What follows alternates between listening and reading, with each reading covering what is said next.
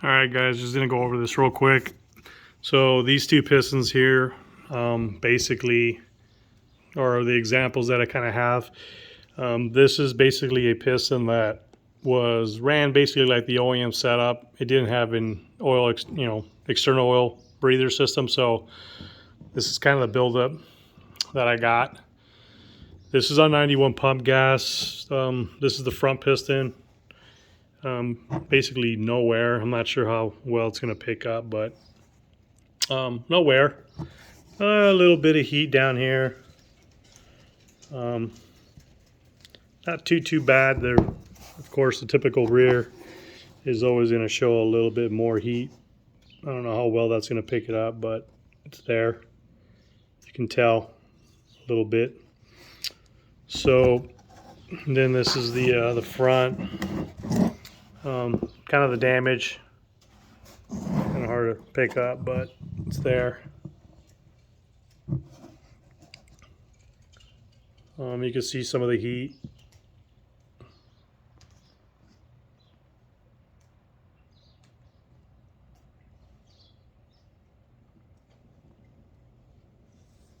But for the most part, not bad for high mileage, 50,000 miles, getting a little bit of piston slap. Kind of more of the same thing, a little bit of heat. Not bad for the amount of abuse that I put the bike through. So what I've kind of noticed is you get more buildup, of course, obviously, but you're still going to get buildup regardless. Now, I'm kind of curious if running a synthetic, this isn't really a 100% synthetic, but it's still synthetic, if the synthetic oil will reduce the amount of carbon buildup, depending on the detergents that are in the oil. I'm wondering if there's going to be less buildup. And I kind of want to bore scope the pistons at maybe 9,000 or 10,000 or so to see kind of how they compare to this versus this. This is 91 pump gas at Chevron. I usually just go to Chevron, and that's kind of what it looks like. So is it going to hurt the engine? Not really, but when you're dealing with high compression or higher compression, it will raise the compression when you start getting, these layers and stuff like that. That's not good. And it creates a lot of hot spots. So I'll kind of just show you my setup on how I did it. This is like a different version of how I originally started, but so these spacers here, I just kind of cut them down to length. This is the OEM bolt and the little rubber breather that you find in, you can't see it, but I had it on the wall. So basically it runs over the back, then it comes down the side here underneath the bike.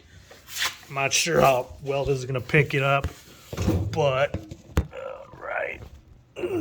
right here is like I have this little filtered element, just so that the dirt and stuff doesn't get sucked back into the engine.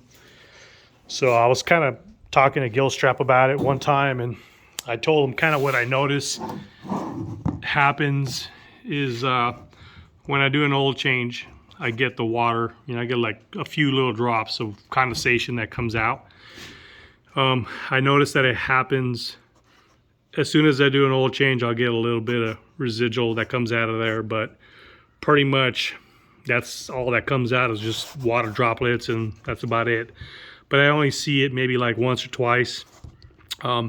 Initially when the bike is getting hot or up to temperature. I'm kind of curious if I was to run 100% synthetic, if I would still see the condensation, since this is kind of, I'm not sure exactly how much conventional or mineral oil is in it compared to a 100% synthetic. I'm kind of curious to see if I would still see the water droplets or not. So let me know what you think. How do you run yours externally, or do you just leave it plumbed how it was? I just kind of wanted to show you examples of kind of what I've seen. You know, and both of these are conventional oil. They're not synthetic.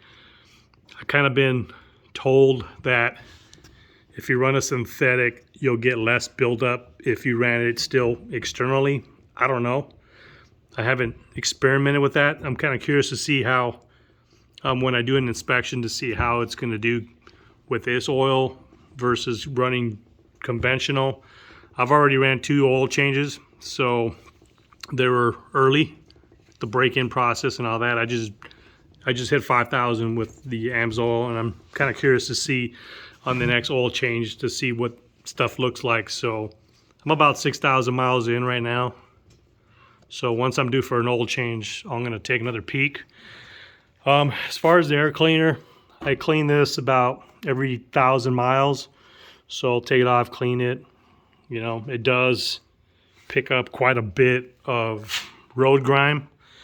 I'm thinking about changing this to maybe something that's closed.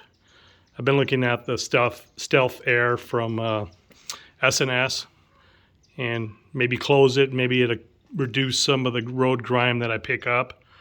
So let me know what you run. I'm kind of curious to see what other people are running and the experiences that they see. All right, guys, I'll talk to you guys later.